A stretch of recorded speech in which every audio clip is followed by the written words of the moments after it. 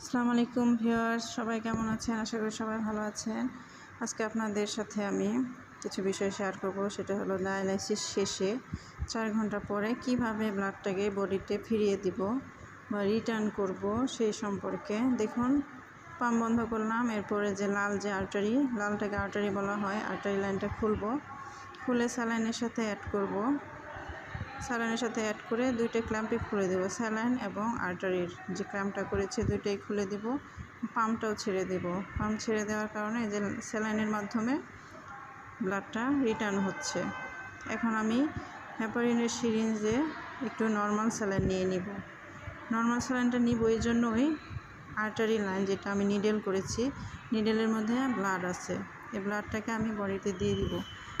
পেশেন্টদের এক ফোঁটা ব্লাডও যেন লস না হয়, আমরা সেই চেষ্টা করি।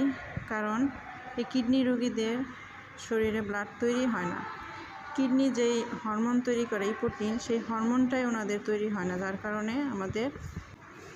কারণে ওনাদের ব্লাড বাইরে থেকে নিতে হয়, অথবা অনেকে ইঞ্জেকশন নেয়, সেই ইঞ্জেকশনেরও খুবই ব্যয়বহুল।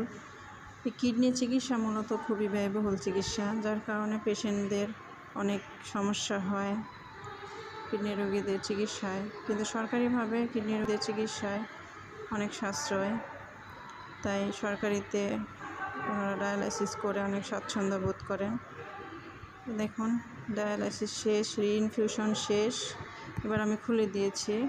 এবার আমি লাইনগুলো খুলে দিব, মানে ব্লাড লাইনগুলো একে একে সব খুলে বালতিতে রাখবো। ব্লাড লাইনগুলো সাধারণত আমাদের এখানে ওয়ান টাইম ইউজ করা হয়, বা ব্লাড লাইন, ডায়ালাইজার সব কিছুই ওয়ান টাইম ইউজ করা হয়। এগুলো স্টেপ বাই স্টেপ খুলে আমি যে ডাস্টবিন আছে সেটার মধ্যে একে একে সব ক্লিন করব। এখন হলো আপনার ডায়ালাইজার থেকে কাপলারগুলো আমি মেশিনের মধ্যে দিচ্ছি।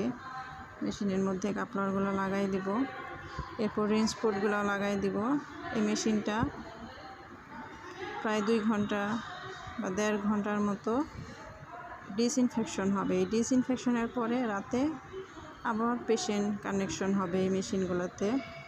পরবর্তী পেশেন্ট কানেকশনের জন্য এই মেশিনটা রেডি, মানে ডিসইনফেকশন মানে মেশিনটাকে ক্লিন করবে এই মেশিনে, আরেকজন পেশেন্ট সেকেন্ড শিফটে নিতে পারবে।